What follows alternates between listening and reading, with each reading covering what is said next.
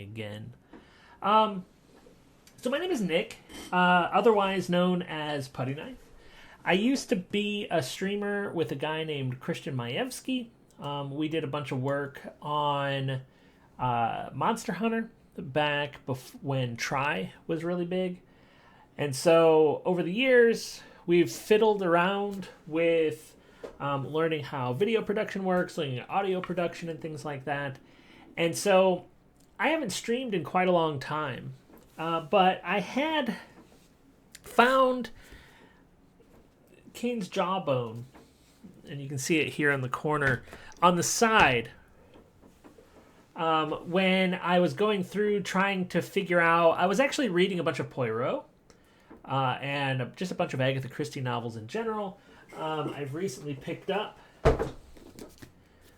old Lupin, and I've just been enjoying mysteries lately.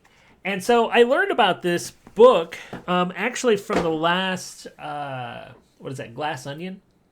Knives Out? Because it's sitting on Daniel Craig's character's floor when they show him kind of at the start of the movie.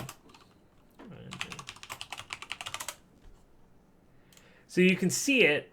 Here, I'll bring this out over here. It's right here. And so I was looking at a bunch of different kind of breakdowns of this movie. I was pretty entertained by it. I mean, it's never going to be as good as the first one because the first one kind of came out of nowhere.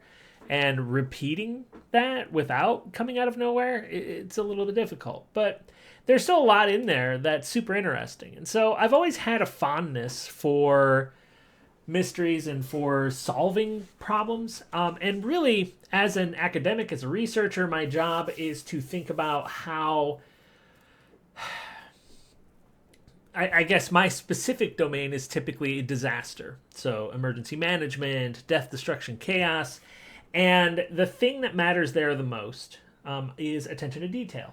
Because if I notice, say, a pile of rubble moved slightly, I might see something. I might find somebody and save a life. And so I thought that going through and creating this sort of combination of different things that I enjoy would be entertaining. And so this is going to double kind of as a research methods class. Over the course of the trying to solve this particular thing, what I expect is that I'll go through a number of different social methods or research methods for sociology or for information science, for data science, things like that. We might also grab all of these PDFs and throw some machine learning at them and just sort of fiddle around here and there with the entirety of what this particular thing is. Now, what I obsess over, and the thing that I would tell students if they were in a class and I was teaching a research methods class, is that your workflow, how organized you are, is typically indicative of your ability to figure things out, to crank things out. Because if I have to sit here and constantly think about, well, where did I actually leave this thing? What I remember, there's like a page I looked at one day and I put a note on it, and then you go and you try to find that page. And it's not entirely fun, right? Because our minds constantly forget things. We write things down so that we don't forget things, but then we forget what we wrote it down or where it's at.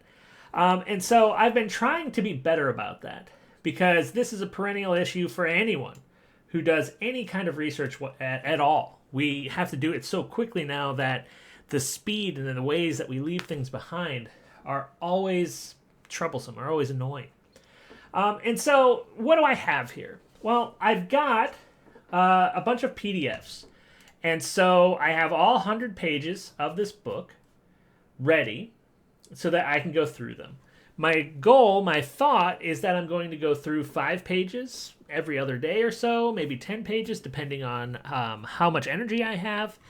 And then in addition to this 100 pages on a PDF, I also have the printed book, and this was from Unbound as well. And then I have this box of what amounts to 100 cards with this book, for this book. Now, you might be saying to yourself, well, what the hell is Cain's Jawbone and why should I care? And you're correct. That is always a thing that you should ask. Who gives a shit, right? And so, what I'll say is this. This is a book written, I think, in 1934.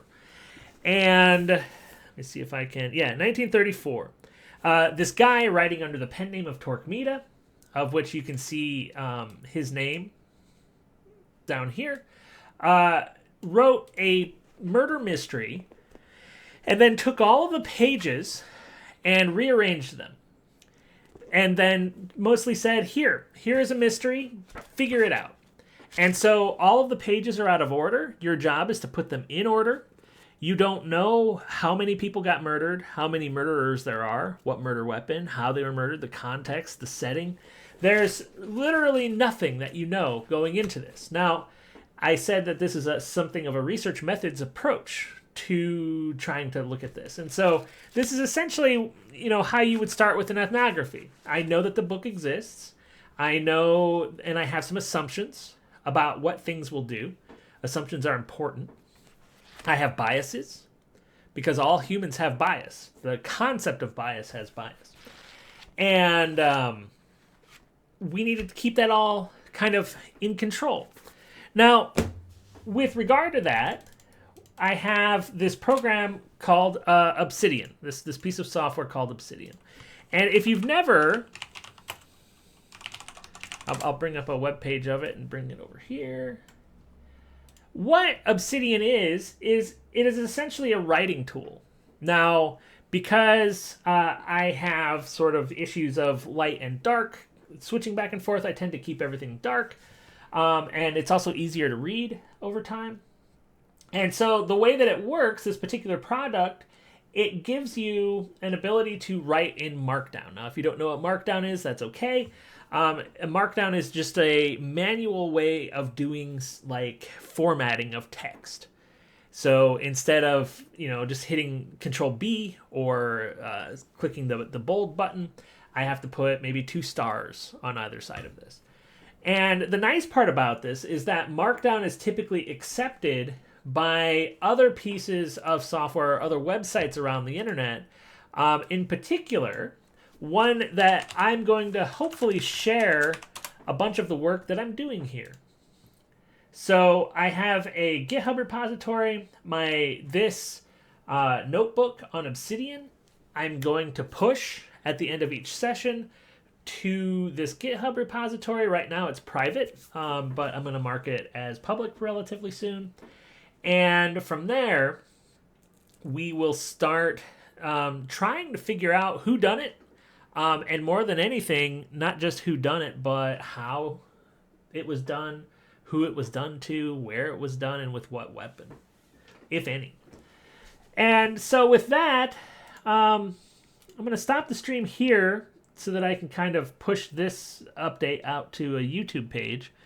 And then from there, we'll start again, and we're going to go through our initial pages and see sort of where our kind of cut our teeth on this, get started with it. So I'll be right back.